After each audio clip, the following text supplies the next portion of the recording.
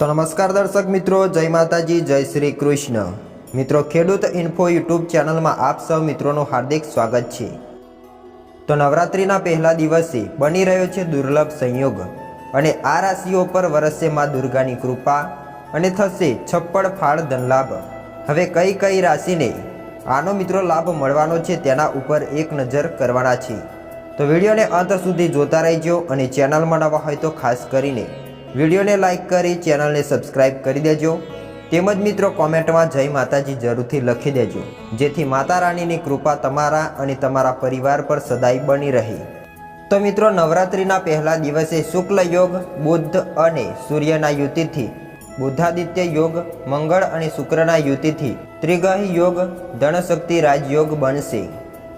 નવરાત્રિની શરૂઆત ગજ કેસરી રાજયોગથી થઈ રહી છે, કારણ કે ગુરુ અને ચંદ્ર એકબીજાના કેન્દ્રના ભાવમાં હશે। આવી સ્થિતિમાં આ યોગ દરમિયાન માં દુર્ગાનું આગમન રાશિઓ માટે ખૂબ જ સૌભાગ્યદાયક રહેશે। જેમાં મિત્રો તુલા રાશિના જાતકોને નવરાત્રિના પહેલા જ દિવસે બનનારા શુભ સંયોગનો લાભ મળશે। અધૂરા કાર્યો પૂર્ણ થશે, મુશ્કેલીનો નિર્ણય લેવાનું સરળ બનશે। માં દુર્ગાની કૃપાથી ધન લાભનો યોગ છે। પરિવારની નવી જવાબદારીઓ પૂર્ણ કરવામાં સફળ થશો। ત્યાર પછીની રાશિ વિશે વાત કરીએ તો ધનરાશિ। ધનરાશિના જાતકો માટે નવરાત્રિનો આ સમયગાળો દરમિયાન વિશેષ ફાયદાકારક રહેવાનો છે। મહેનતનું ફળ પ્રાપ્ત થશે, જેનાથી કરિયરમાં પણ પ્રગતિ જોવા મળી શકે છે। આર્થિક લાભ થઈ શકે છે, સમાજમાં માન સન્માન વધશે।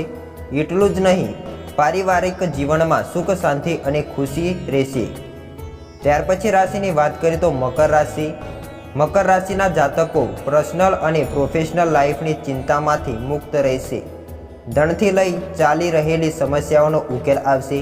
ટૂંક જ સમયમાં સારા સમાચાર આવવાની પણ શક્યતાઓ છે। જીવનમાં નવા ફેરફારો તમને આર્થિક અને માનસિક રીતે ખુશીઓનો સમય આપી શકે છે।